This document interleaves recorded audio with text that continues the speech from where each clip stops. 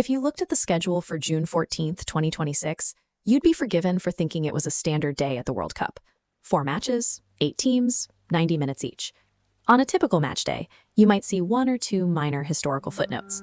A player scores a milestone goal, or a team snaps a brief losing streak. But the data from these 4 specific games tells a different story. Over a single 24-hour time window, teams and players challenged statistical benchmarks that had stood intact for decades, with some of these new records updating precedents stretching back to the 1930s. To grasp the scale of the anomalies produced on this day, we have to filter the matches through 3 distinct categories: the routes, the veterans, and the wire. Examining these games through data points, rather than just the final scores, allows us to see the actual anatomy of how footballing drama was constructed on this specific day.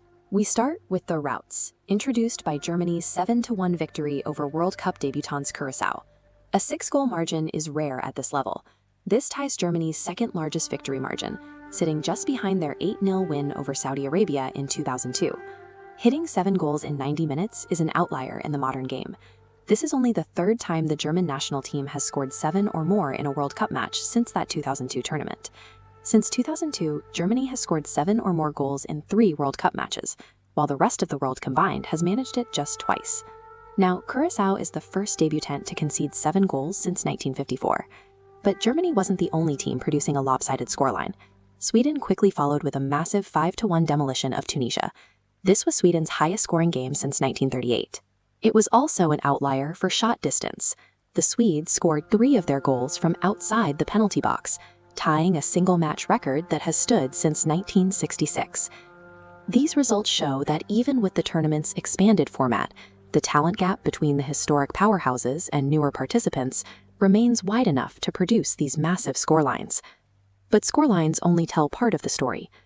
Our second pillar, the veterans, focuses on players maintaining their impact on the global stage despite reaching the end of their careers.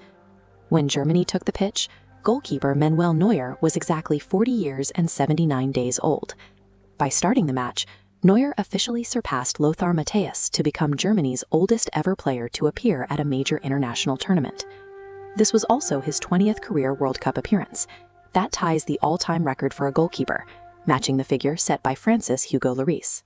Over in the Netherlands camp, defender Virgil van Dijk scored against Japan. At 34 years of age, he became the 2nd oldest Dutch player to score in the history of the tournament.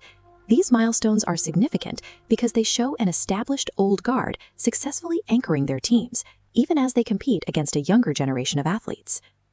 Finally, we have the wire, a category for the matches that remained undecided until the absolute final moments of regulation. Take Ecuador's match against the Ivory Coast. Ecuador controlled much of the game, but hit the goalpost 3 separate times, failing to score despite repeatedly beating the keeper. Ecuador is now only the 4th team since 1966 to hit the woodwork 3 times and still lose the match.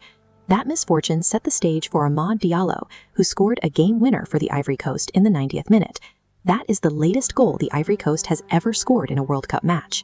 This was the first time a substitute scored a 90th-minute game winner in a 1-0 match since Francesco Totti's penalty for Italy against Australia in 2006.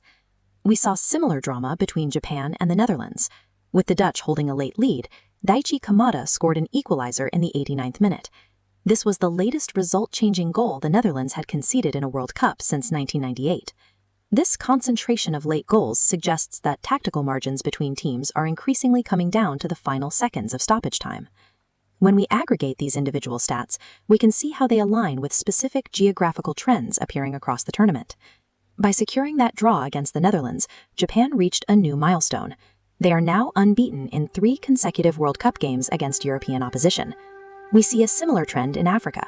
Following the Ivory Coast's win over Ecuador, teams from the African Confederation have built a 3-game unbeaten streak against South American opponents, the longest such run in the tournament's history. This illustrates the current state of the World Cup. Historic powerhouses like Germany can still dominate, but teams from entirely new regions are successfully challenging the sport's traditional leaders. June 14th produced a high density of historical outliers. It stands as a 24-hour window where long-standing records for age, scoring margins, and late-game drama were all updated at once.